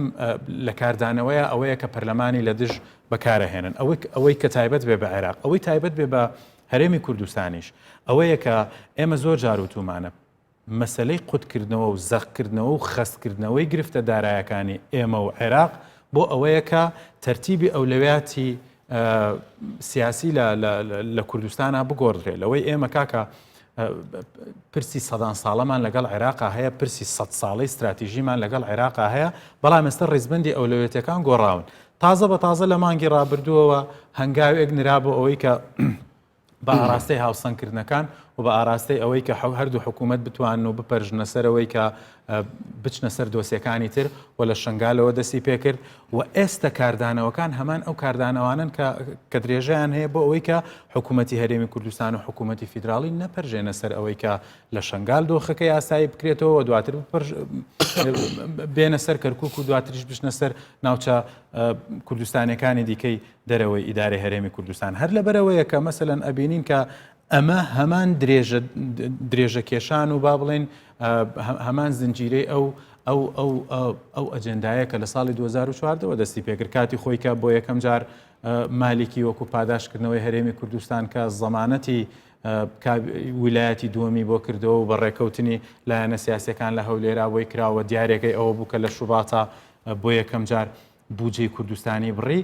فکرەکە چی بوو؟ ئامانجەکە چی بوو؟ ئامانجەکە ئەوە بوو کە تۆ بشێوی ئابووری بشێوی کۆمەڵایەتی لە کوردستانە دروستکە و دوجار ئەمە کاردانەوەی سیاسی ئەبێ و لە سەرنجامە ئەوەیە گەر هەرێمی کوردستان نەشت و خێنێ کۆتاییشی پێنەهێنێ تەواو لاواز و لەرزۆک و ئەوانەیەکە لەبەر ئەمەیە مەسەلەن لە ساڵی 2017 شادیسانەوە خۆ کاوڕجایەکی زۆر هەبوو کە عەبادی سەرباری ئەوەی کە پەلاماری کوردستانی دابوو سەرباری ئەوەی کە حەشدی شعبی و کە سوپای عێراقی لە کوردستان بەردابوو زۆر داوای لێکرا کە بە ئەعلامیش ئەمە ڕابگەیەنێ کە من زەمانەتی موچەی فەرمانبەرانی کوردستانەکەم بەڵام ئەو کات عەبادی ئامادە نەبوو و مستەفا کاظمیش کە هاتە کە دەسەڵاتی گرتە دەست و کە هاتە کوردستانیش کرا بەهین کە ئێمە پرۆژەمان داوەتێ کە ئەو تەحملی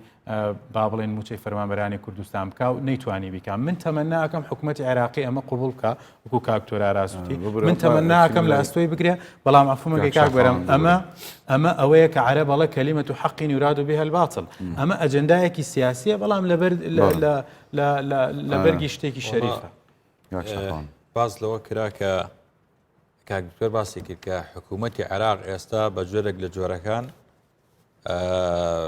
ڕازیە بەوەی کە لەگەڵ حکوومەتی هەرێمان ڕێککەوە پێشتر سراعەکە زیاتر لەگەڵ حکوومەت بوو لە پەرلەمان سراع نەبوو ئێستا هەردوو حکوومەتی هەرێم لە دوای دانیشتنەکانی ساڵی 2019 کە لە کۆتاییدا بەرهەمەکەی ڕێکەوتنی ئۆکتۆبری ساڵی 2019 لێکەوتەوە کە دەبوو ئەو ئیتفاقیەنیان حکوومەتتی هەرێم بەغدا کردیانە سەردەم عادل عەبدولمەجید تەزمین بکرێت لە بودجەی 2020 ئەو بودجە نەهاتووە حکوومەتیش گۆڕا ئەو هەموو دانیشتوانی حکوومەتتی هەرێم توانی قەناعەت بە حکوومەتتی ئیتیحادی بکە بەڵێ ئەوە منم حەقم لە لای تۆیە ئەوە تۆی قەرزاری منی لە دوای ئەوەی کە ئەم هەموو بابەتە کرا لە سەردەمی با بڵێن حکوومەتتی نوێی کازمیشا ئیتیفاقیەکرا لە ناوەڕاستی مانگی ئابی ئەم ساڵە بەوەی کە ئەمە ڕێکەوتنێکی ئانیە هەتا و کاتەی کە قانونی موازنەی ساڵی 21 کەڕاتە پەرلەمان دیسان هەمومان ئەو ئیتیفاقی ئۆکتۆبری 2019 بێت تەزمین بکرێت لەگەڵ هەندێک وەردەکارین لە قانونی موازنەی 21 ئێستا ڕۆلی پەرلەمانتارانی ئێمە دەبوو ئەوە بوو چۆن وەفدی حکوومەتتی هەرێم توانی قەناعەت بە حکوومەتتی ئیتیحادی بکەکەوێ ئێمە حەقمان لاتانەوە دەبێ حقوقەکانمان بدەیەوە دەبوو پەرلەمانتارانی ئێمەش قەناعەت بە پەرلەمانتارانی عرب و لایەنەکانی تر بکەن کە ئەوە حکوومەتتی هەرێمە حەقی لاتانە و گلەیە بۆ هەموو پەرلەمانتاران بە تاکید ینی ئێمە بۆ هەمومان ینی بەدەر لەوەی کە ئێمە باز لە هەندێکەکەینەوە خۆیان فرۆشتووە و با بڵین لە خەتەنەتەوەیەکە لایەنداوە بە بەرنامە و ئەجندای بێگانە کار دەکەن ئەوانە دەستمان لێ خۆیان دەڵێن لە ئەلام دەڵێن من نوێنەری خەڵکی کوردستان نیم ئەمە دەستمان لەوانە شوشتووە فەرمو ئەوانەی کە تەوقیعی ئەو پەرلەمانتارانەیان کۆ بکەرەوە تەحەداکەم با بچن هەمان ئەو پەرلەمانتارانە کە ئێستا بە دڵسۆزی موچەخۆرانی فەرمانبەرانی کوردستانیان لە قەڵەمەدەن بچن ئەو وەرەقیان بخەنە بەردەست بڵێ وەرە کاکە داوا بکەین میزا کۆ بکەنەوە مانگانە 100,000 موچەی پێشمەرگە بنێرن بزان یەک کەسیان بۆیان تەوقیعەکە نایکەن چکە ئەوان لە بابەتێکە بۆ توی تەوقیعەکەن کە لە دژی خەڵکی کوردستان بێ قەوارەکە تێکودا هەرێم تێکودا دوو باز لە بابەتی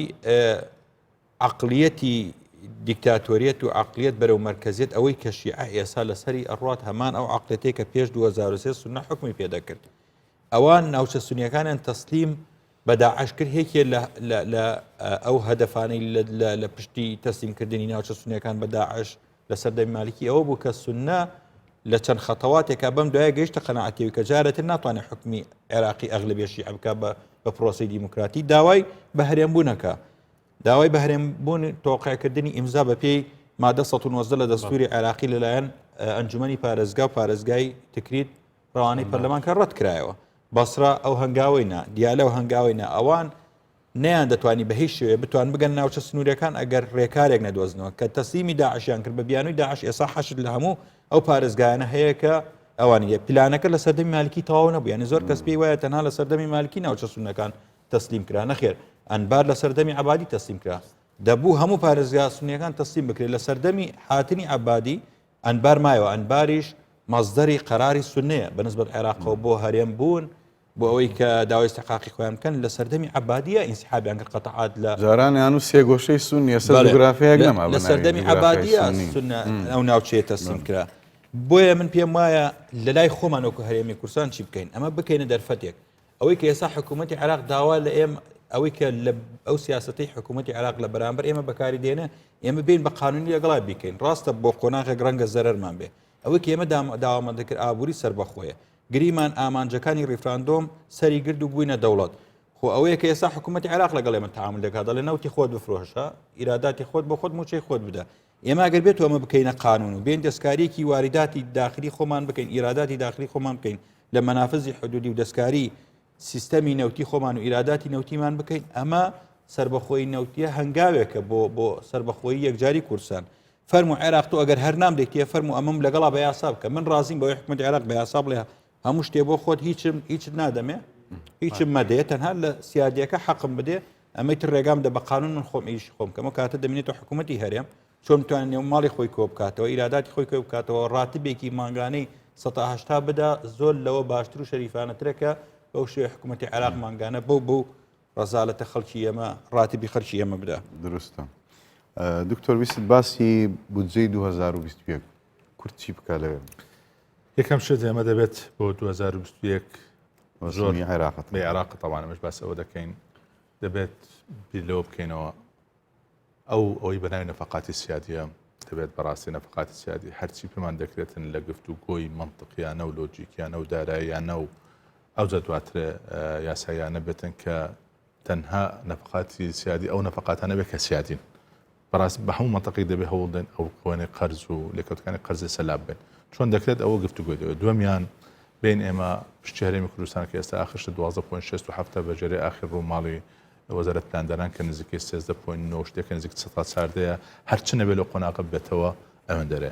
سێمیان ئەوەی کە پێشتر لە 2019 تەسبیت کرا بوو کە پشتی ئەوەی کە بەڵێن پێشمەرکە بە تەنها و جیاوازە ئەوانە جێگیر بکەین ئەوجە بین وا باشترین شت ئەوەیە کە چۆن دەکرێتن ئێمە کە پێشتر باسی هەر ڕێژە و ژمارەی فەرمانبەران و موچەخۆران لە هەرێمی کوردستان لەگەڵ عێراق دەکرا بەراورد بکە کە ئێستا ئێمە بە هەموو مقیاسێک ئێمە لێ مەغدورین ئەو چەند ساڵە و 7 ساڵەی خەڵکی هەرێمی کوردستان زۆر مەغدور بە دەبێت قەرەبوو بکرێتەوە جا ئەو قەرەبووکردنەوە چۆن دەکرێتن چی دەکەین دەبێت وەک گوتم لەو گفتوگویانە بەڵام زۆر بە منطقیانە بتوانین قەناعەتان پێ بینین ئەوە لەلایەک بین ئێمە لە هەرێمی کوردستان بەدیدیتکەمانەوە بێت کە من بخۆم دەبێت سیناریۆیەکی متەشائیمشدانم کێمە لەگەڵ بەغدا ناگەینە ڕێککەوتن جارشتر بەڕێگان نادرێتن و کاکشاخوان جوانی پێکا کە گریمان ئێمە دەوڵەتێکی سەر بخۆین ئێستا تەنها توانای قەرزکردنمانە نێو دەوڵەتی ئەوەی ناوخۆمان چی لێ بکەین ئەوەی ئەمە هەمانە من تەکید دەکەم لەنا ڕاستە ئێمە لە قەیرانێکی دارایی لە هەرێمی کوردستان بارودۆخی بەڵام بەو خراپانیە کە ئێمە نەتوانین بەردەوام بین لە خراپترین حالەتیشدا بەڵام بەردەوام بوون نەکەوەی ئێستا هەیە چۆن لە هەموو گرنگتر جارێ پرۆسەی دروستکردنەوە و پتەوکردنی متمانە لە نێوان دەسەڵات وان حکوومەتی هەرێمی کوردستان لەگە جەماوەری خۆمان هەردوو جەماوەر چ فەرمانبەرانتە چ کۆی گشتی جەماوەر دەبێت دروستکەینەوە و خێرای بکەین ئەوە پێویستی بە کۆمەڵێک کارکردنی دقیقێکی ئێستا دەمێکە دەست پێکرایە و یەک لەو پەیامانەی کە زەناوی سەرۆکی حکوومەت و بە شێوەیەکی گشتی لە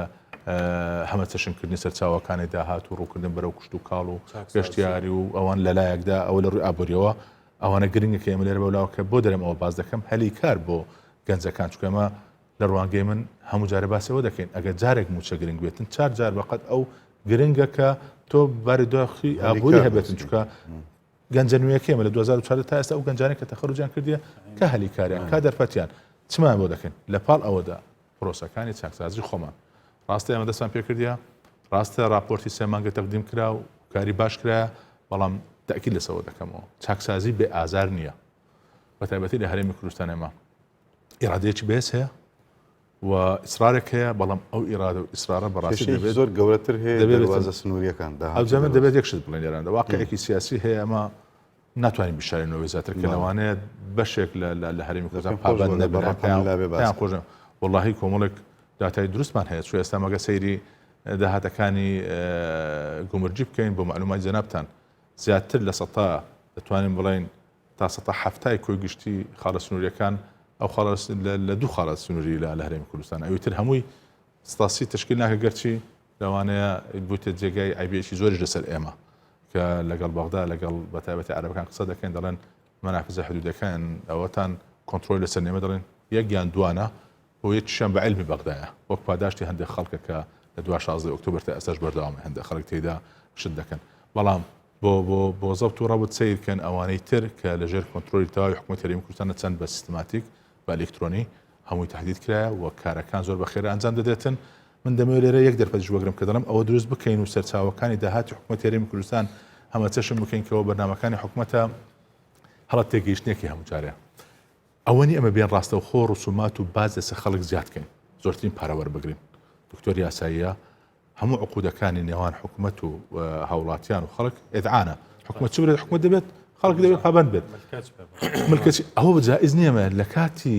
بارودۆخی ئابووری کە تووشی قەیران دەبین سەیری هەموو سیاسەتەکانی مالی دارایی و ئابووری بەرەو ئەوێت چ دەکەین یەکەم شت دێت پاڵپشتی کەرتی تایبەت دەکەین و دەعمی خەڵک دەکەین بۆ ئەوی نەکەوێتن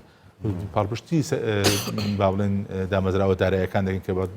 بەداخۆ ئێمە لە هەرێمی کوردستان لەوە نقسێکی زۆرمان هەیە مەسەلەی بانکەکان و سیستەمی داراییمە بە شێوەیەکی باش نییەوە پێشتر شەڵی بەرامبەر کرایە بە شێوازە لە شێوازەکان بۆ ئێمە دەبێت ئێمە ڕسومات کەم بکەینەوە بەڵام فراوانتری بکەین و تەنویعی بکەین و ئەو خەڵکی کە مستحقە چەند مستحق دەباتن و خەڵک وای لەبێ کە هەست بکە ئەو بازەی کە من دەیدەم بەشداریەکمە بچوان دەگرەوە بەشدارێکی نیشتیمانی و نەتەوەی مەلەوەی کە لە خۆراگری هەرێمی کوردستان و خەڵکی هەرێمی کوردستان بۆ بنیادنانی دوا ڕۆژە دەبێت ئەمە ئەوە بکەین ئەو بەرامبەر بۆ وێنەیە چۆن دەگەینین ئازاد لە هەموو تاکید دەکەم بەداخەوە ئێستا سەرباری ئەو هەوڵەت چاکسازانەی کە هەیە مێنتاڵەتی و بیرکردنەوەی خزمەتی گشتی لەلایەن بەشێک لە فەرمانبەرانی کەرتی گشتی لە هەرێمی کوردستاندا لاوازە. ئێمە فەرسەفەیەکێک کە حکومەت لەسەر دامەزرایە و ئەوە لە بزم کارنامەی حکومەتشەکە هاوڵاتی چەقی پرۆسەکانە. بە مانایەکی تر هاوڵاتی خاوەن حەقا. ئەوانەی ئێمە کە فەرمانبەرین لە شوێنێکدا ئێمە دەبێت خزمەت کاری ئەو خەڵکە بێت نەگەت بێتەوانەوە. دەبێت هەندێک شتێک بیگۆڕن ئێمە ئێستاکە بۆی تیری دوژمنان و ناحەزان و وەفیتی نارانی خۆشماندا ڕێگریان لێ بکەین. بە بۆچوونی زۆربەی چاودێرانی شەروایە ینی ئەگەر کوردستان لە ناو خۆیان لە ڕووی دارایی و مالیەوە بە تایبەتی ئەم پرۆژێ چاکسازی کە کابینەی نوێم ینی دوێتە دروشمێکی سەرەکی خۆی و ئیشی لەیەکە ئەگەر ئەمە بەباشی وەکو ئەوەی کە پێویستەوە ئەوی سەرۆکی حکوومەت و ستافی حکوومەت چاویان لێ بکرێ بەڕای من منیش دەڵێم ینی ئێمە پێویستمان بە هەندێک شتی بەغدا نامێنێ وەکو دیفاکتۆر ئێمە هەروە خۆ باسی سوات ئانالیسیس دەکەین SWOT دەبێت ئەوە پەیڕۆ بکەین. ئەمە شتێکی کە باسکەم ئەو دیسان دێمەوە سەر ئەو گروپە پەرلەمانتارە زۆر جار کاک شاخەوان دکتۆر ینی هەندێک جار باسی عێراقەکەن کە ئەنەما بەسەرم باسی سویسراکەن باسی ئیسپانیا باسی وڵاتێکی وەکو بەریتانیا ینی وا پیشانی ئەدەن لە کاتێک ئەمە هەر بەراورد شار باشوور و ناوەڕاستی عێراق بەراورد بە کوردستان زۆر پاشکەوتوە زۆر لە پاشە هەر لەو دوسێ ڕۆژە باران باری بزانێت چی هەرچی کۆڵانی بەغا و پایتەخت بۆتە زبڵخانەیەکی زۆر گەورە لەسەر ئاسی ڕۆژهەڵاتی ناوەڕاستیش ئەو بەغدا جوانەی جاران بەڵام ئەم برادرانە ئەڵێن ئێمە ئەبێ موچەمان بچێتە سەر ئەو حکومەتەکە ئەم لە باشوور و ناوەڕاستی وەک ئەوەی کە بەڕێز مەسعود بارزانی سەرۆکی حکومەت ڕایگەیان لە مقابلەی میدیا عەرەبیەکان ڕایگەیان کە وتی ئێمە بە 105 داهاتی عێراق ئەمەمان بنیادنەوە فەرموو سەیر بکەن ئەوەیش 195 بزان لە باشووری ناوەڕاست چیان کردو شتێکمان پێ بڵن کە ئێمە لاسایی بکەینەوە وی هی ئەوە بێ خەڵک لاسایی بکاتەوە لە سەری بڕۆ. ئەم پەرلەمانتاریمان بچینەوە سەر حکومەت ئەوەی کە دکتۆر ئاراس باسی کرد ئەوەی وەزیری پلان کاڵێ من نازانم ژمارەی کارمەندانی حکومی چەنە ژمارەی تەقاعودین چەنە یاخود ئێمە ئەبێ بچی ینی موچەمان بچێتە سەر حکومەتێک کە چی کە بزەبت لە هەزار لە بەمە پێی بە قسەی بەرپرسێکی عێراقی خۆی لە 2019 کە خۆپیشاندانەکان دەستی پێ کردووە تا ئێستا کە نزیکەی ساڵێکە ینی لە کۆتایی 2019 غەڵەت نەم دەستی پێ کرد 500,000 کەس دامەزرێنراوە. ئەم ژمارەکانم باسکە چەند زیاد بە هەستم لە 500,000 کەس لەم 500,000 دیسام ئەوشم لە بەرپرسێکی عێراقی گوێ لێ بوو کە ئەڵێ 82,000 کەس تا ئێستا ینی ساڵێکە دامەزراوە موسیان نیە لە بەرەوەی پێویستی مالی نیە لە ناو وەزارەتی دارایی مالی ینی پێویستێک بڵین تەخسیسی مالی نییە بۆ ئەو موسیە 82,000 کەس ساڵێکە موسەخۆرن بەڵام موسە وەرناگرن. مەسەلەن لە بابەتی حەشدی شعبی خۆ تازەترین راپۆرتەڵێ ڕەنگە لەو ڕقەمەیە خاتریان گیرا بێ ڕەنگە 45,000 فعالین 120,000 کەس 80,000 دیار نییە 80,000 کەس هەر وەهمە ینی هەر ناوەکە لە ئەسڵانیە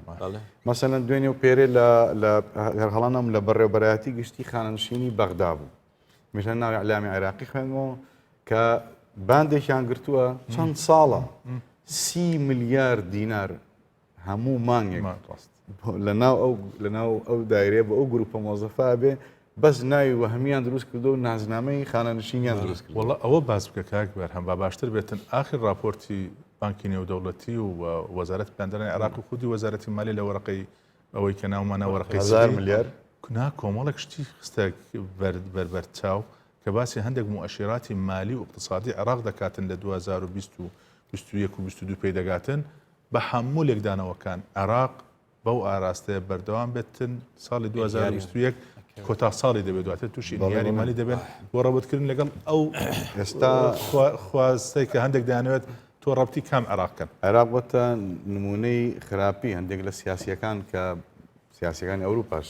کە یانێ ئەوەیە ئۆپۆزیسیۆنیان ڕخنە لە حکومەت بگرن ئەڵێ گەر وا بڕۆین ئێمە وەکو عێراقمان لێت ینی عێراق بە بازار بالمەسەل بۆ یەکێک لە خراپترین نمونەی دەوڵەتداری و بە تایبەتی لە سەردەمی بەعسەوە لە 2023 هەر یەکجار ینی ئەوان وەستم ئەوەیە کە ئەو پەرلەمانتارانە ئاوها قساکەن وەک ئەوەی کە نەکێشەی ئەمنی هەبێ نەکێشەی گەندەڵی هەبێ نەکێشەی ئابووری هەبێ نەکێشەی با بڵین تایفی حتا مخدرات و کێشە کۆمەڵایەتی و تەندروستیەکان کە ئێستا هەیە. دکتۆر سۆرانجا وردەوردا کاتەکانمان کەم بکەینەوە ئەوە 2 خولەک و 3 خولەک بۆی کە زۆرترین زۆر باشە. من گرفتێکی سەرەکی هەر 2 خولەک زیاتر ناتوانین قسە بکەین لە کۆنتڕۆڵەوە. تاوا باش زۆر باشە. من پێم وایە گرفتی سەرەکی ئێمە ئێستا وای لێ هاتووە کە نە بە یاسا حەلەبێ نە بە ڕێکەوتن حەلەبێ. یعنی ئێستا ئێمە لە دووڕیانانی لە عێراقا بەڕاستی لە ڕێگاکە بڕاوە، ینی ڕێگاکە بە فعلی کۆتایی هاتووە بۆ چکە تۆ ڕێکەوتنەکەی لەگەڵ حکوومەتی فیدراڵیە ڕێکەوتنەکان ناچنە سەر. پێم وابێت لە ساڵی 2005ەوە هەتاوەکو ساڵی 2019 هەشت ڕێکەوتنی تایبەت بە بوجە و موچە کراوە، هیچیانۆک خۆی جێبەجێ نەکراوە. کاکتۆر و کاکشاخەوان ڕوونیان کردەوە. هەر لە ساڵی ڕابردووە حسابی کە یاسای بودجەی ساڵی 2019 وەکو نمونە بێنینەوە خۆ لەوە باشتر ئیتر ئێمە پێم وانییە بتوانین لە یاسا جێگیریکەین و شەڕ یاسایی بۆ بکەین کە بڵێن ئەبێ پرسی موچەی فەرمانبەران نابێ تێکەڵ بە پرسە سیاسیەکان بکرێ و ئەمە بۆ یەکەم جار لە یاسا جێگیر کرا، بەڵام کوا خۆ جێبەجێ نەکرا و عەبدولمەهدی بڕی و تەواویش و بە هەمانشو هەر ئەم ڕێکەوتنی کە لەگەڵ مستەفا کاظمیە کراوە خۆ هەندێک ئالێتی تایەکە بۆ نمونە لە دوای 35 ڕۆژە بێ هەردوو حکوومەت کۆ ببنەوە لەسەر بانکەکانی TBI لەسەر کوردستان و ئەم ڕێکەوتنە هەتاوەکو پەسەندکردنی بودجەی ساڵی 2021 بەردەوامە بێ ئەوە لەمپەرێکی دیکەی بۆ هاتە پێچ و ئەم ڕێکەوتنەش ینی پێشل کرا. خاڵی گرنگی من ئەوەیە بەڕاستی ئەوەی کە جەنابتان فەرموتان من لەگەڵم چارەسەرەکە نامۆ نییە بۆ من عێراق وا مامەڵەم لەگەڵا بکات، چکە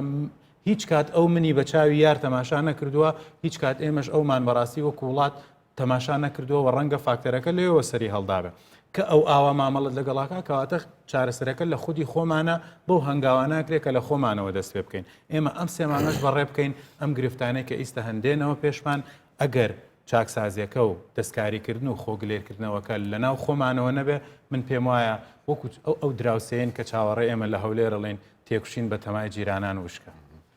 کاکشاخەوان 2 خولەک. وڵی من پێش ئەوەی پێم بێمە سەر ئەوەی ئەو هەنگاوی ئەو برادرانە پێم وایە عێراق ئەوەندە بەهێز نییە ئەوەندە ئێمە یەگرتو تەبانیمان. عێراقێک کە قەیرانی دارایی قەیرانی سیاسی بێمەتمانەی شەپڕێوی ناوماڵی سونە شیعە بێ سەرکردە و بێمینبەر ئەوەی کە وای کردووە ئەوان بتوانن تعدا لە ئێمە بکەن و زوڵم لە خەڵکی کورسان بکەن ناتەبایی هێز و لایەنە سیاسی کورسانەکان ئاگینە ئەگەر کورد یەک دەنگ و یەک هەڵوێست و یەک ڕیز بن نەگەڵ عێراقە شەپڕێ بەڵکو ئێران بەو ئیمکانێتە سەربازی و تورکیا بەو حب و زوهور و زەعامەتە ناتوانێت هیچ جۆرە فشارێ لەسەر هەرێمی کوردستان دروستکات چکە ئەمە کووردە تەجروبەی مێژووی هەیە کە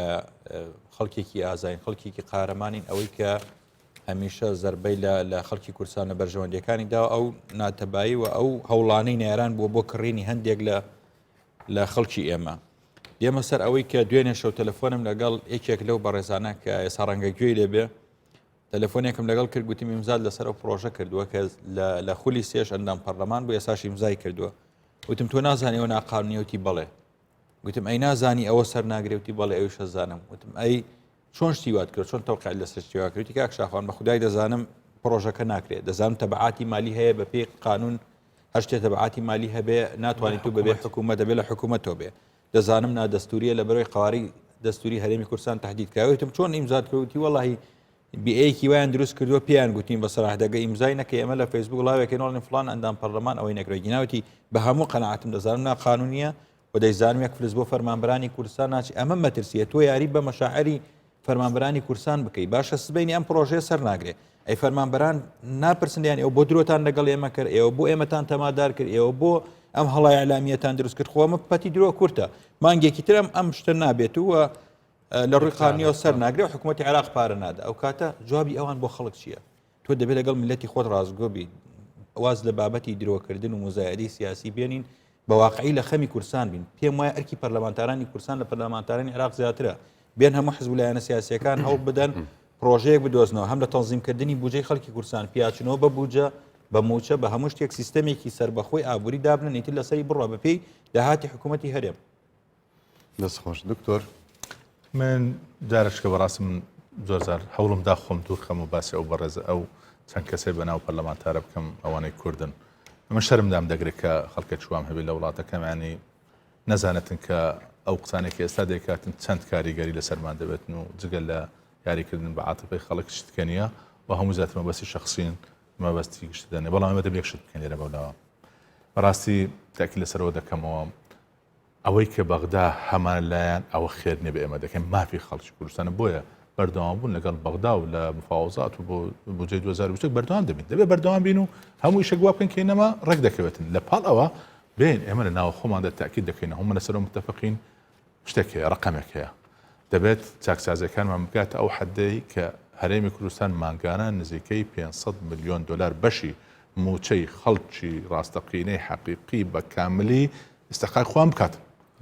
بۆیە دەرم چاکسازەکان تەواو بکرێت دەبێت بگاتەوە ڕقەم ئێستا خۆی گشتی وەک باسم 750 ملیۆنە دلارە دەبێتە 500 ملیۆن دلار لە پاڵ ئەوە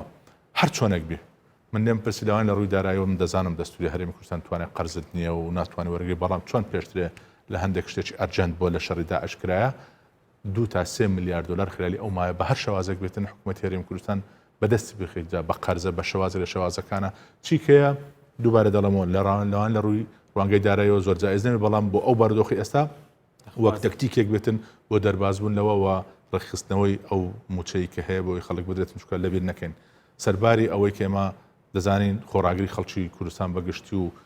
فەرمانبەران و موچەخۆران بە تایبەتی زۆر بوو لەو ماوەی ڕابردوو بەڵام بارودۆخەکە پێویست بەوە دەکاتن کە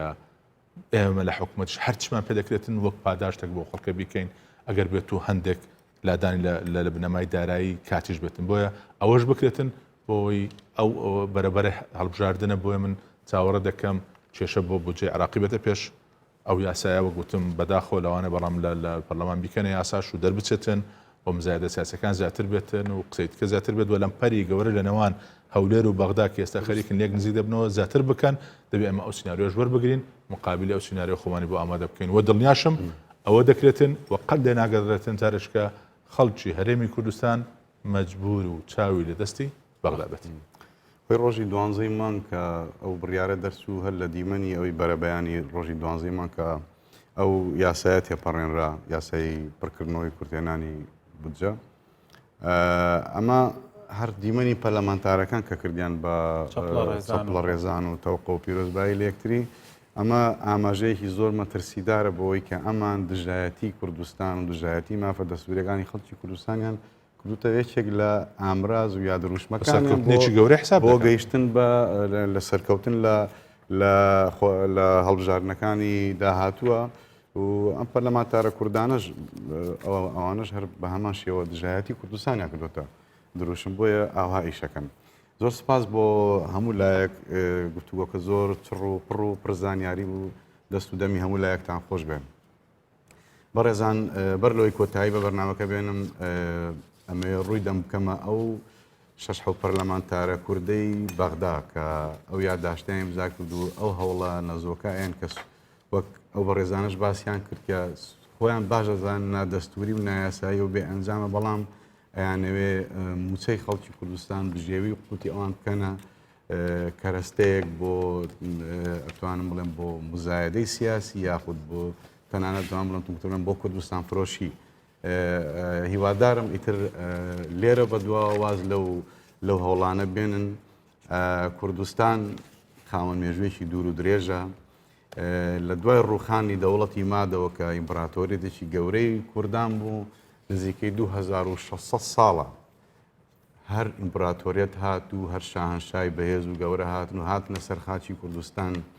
کوردستانیان وێران کرد خەڵکیان جینۆساید کرد سپای گەورە هاتن هێزی زۆر گەورە لە بن پەردەی دەسەڵاتی خەلافەت و هەروەها بە ناوی بۆی هیەکان و سەلجوقیەکان و ئەتابەجیەکان و مەغۆلیەکان هاتن بۆ سەر کوردستان هەروەها دوای ئەوانە عوسمانی و سەفەی و دیسان دڕۆڵێکی گەوریان هەبوو لە وێرانکردنی کوردستان و کۆمەڵ کوردکردنی خەڵکی کوردستان بە دوای ئەوانە ئیتر ئەنواع و ئەشکاڵ نیزامی جمهوریەت و مەلەکیەت و لەم عێراقی خۆمان تەنانەت ڕژێمی بەعس و داعش و حەشدیش هاتنە سەر کوردستان هەواڵی خۆش ئەوە بوو کە ئەوان لوتیان شکاو کوردستان هەر بە گەورەی و ئاڵای کوردستانی هەر بە شەکاوەی بە درەوشاوەی مایەوە بەڵام شتی ناخۆش ئەوە بوو کە هەموو ئەم هێزانی من ناوم هێنان خەڵکانی وەکو ئێوە ناپاچیان لەگەڵا بوون خۆشبەختانە ئەوانی چوونە زبڵدانی مێژووە ئێستاش درەنگ نییە کە بێنەوە بەرەی میلەت بە خۆتان نابچنەوە چونکە کورد میلەتێکی میهرەبانە.